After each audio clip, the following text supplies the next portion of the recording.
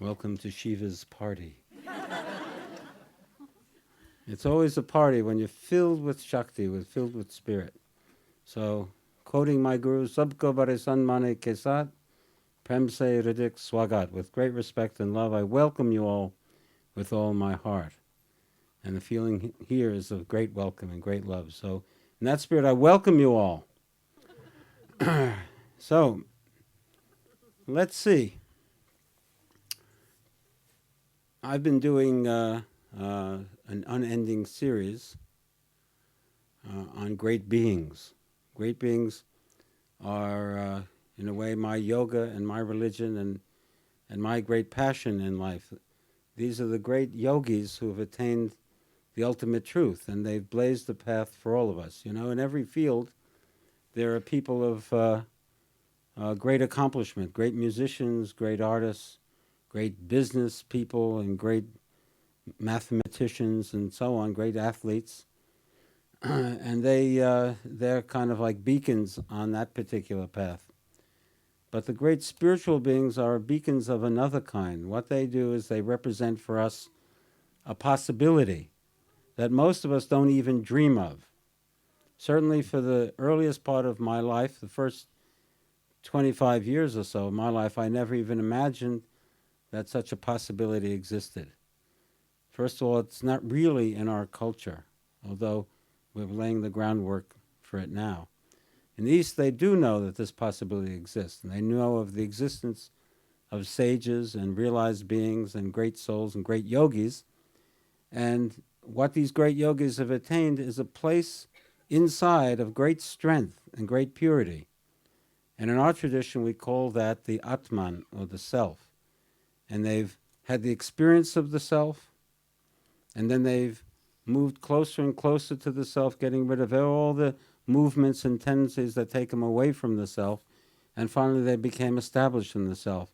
And once one is established in the self, they have the ability to awaken others and to bring others close to their own self. And this is the process called Shaktipat, or the divine awakening. And so my life changed dramatically when I learned about the existence of these great beings. I couldn't stay another minute. Well, I stayed a few months, but I got my affairs in order, as they say, and I headed towards India looking for a great being. I didn't have any names and addresses, but eventually, through the magic of these things, I met my guru, Swami Muktananda, who's pictured here. And in the process of meeting him, I met quite a few other beings of a similar exalted state. And one of them, who I had the pleasure of meeting just one time, is the subject tonight, one of our favorite in the rotation, and his picture is over there. That's Sri Nisargadatta Maharaj. Sri Nisargadatta Maharaj represents a particular type of yogi. And one of the things that charmed me about the path of yoga is that there was something for everyone, something for every type. You know, we're not just one type of person. Have you noticed that? That not everybody's like you? It would be good if they were all like you, wouldn't it? Then everyone would be rational, reasonable, intelligent, well-balanced, no? And with good taste, right? But unfortunately, these people, you know, they have all kinds of questionable habits and habits of mind and, you know, whatever. So there are many different types, and because of that, there cannot be one type of yoga, one style of yoga for everybody. There are people who are more intellectual, people who are more emotional, people who are more physical. There are all kinds of people, and because of that, in the great wisdom of the East, they've designed yogas or methods that differ for different people. And so one of those great streams is called the path of wisdom, the path of Jnana Yoga. Sometimes it's called Vedanta, because the path of Vedanta is an example of it. And the path of wisdom is using the intellect to attain the ultimate. If your strength is your intellect, then by all means you should use it. Whatever your strength is, use that to practice yoga. Use that as your spiritual weapon.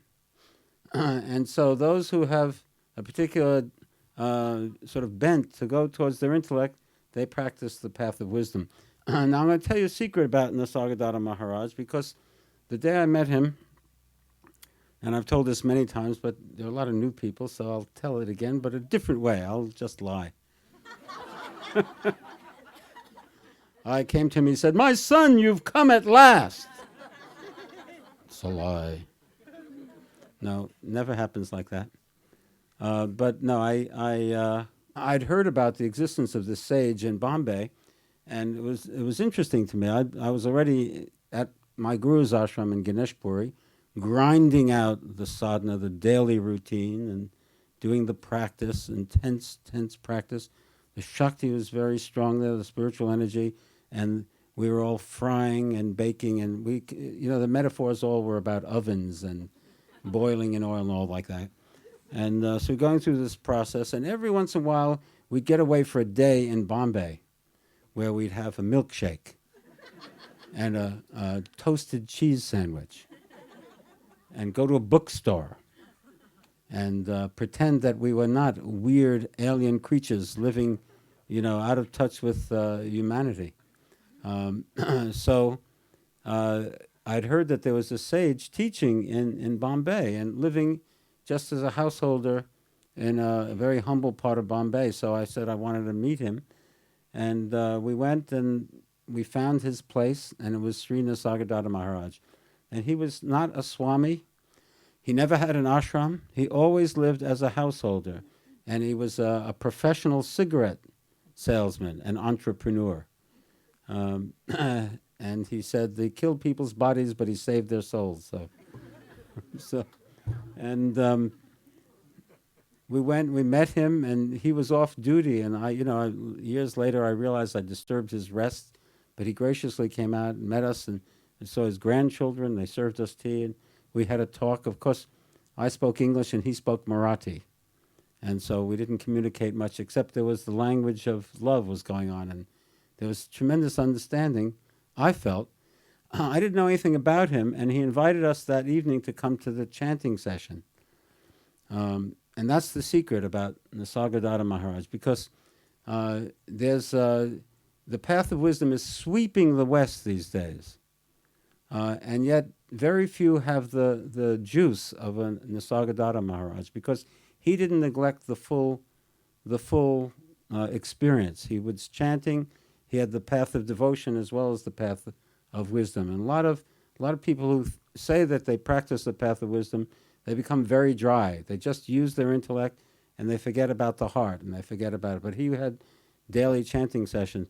So I was very impressed by him, even though we didn't talk about anything. And we went up and we saw him in his little room. He had a room an eighth the size of this room, and he had pictures of saints around, and a picture of his guru, and I showed him my guru. I said, "That's Bhuktananda, my guru," and he showed me his guru.